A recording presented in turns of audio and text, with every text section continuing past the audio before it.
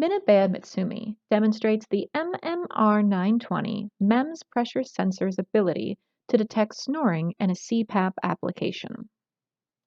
The MMR920 microgauge pressure sensor utilizes microelectrical mechanical system piezoresistive technology with an integrated analog front end.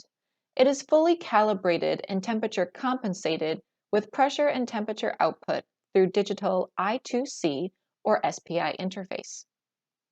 The MMR920 is a highly sensitive sensor, able to detect pressure changes in the range of 1/1000th of an inch of water column.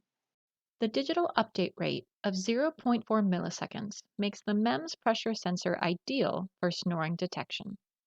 For this demonstration, a tube is glued onto a mason jar lid. A Bluetooth speaker is placed in the mason jar and the lid is closed. The MMR920 demo kit is then attached to the other end of the tube. The Bluetooth speaker plays an audio recording of a person snoring, while the sensor monitors pressure induced by the speaker diaphragm.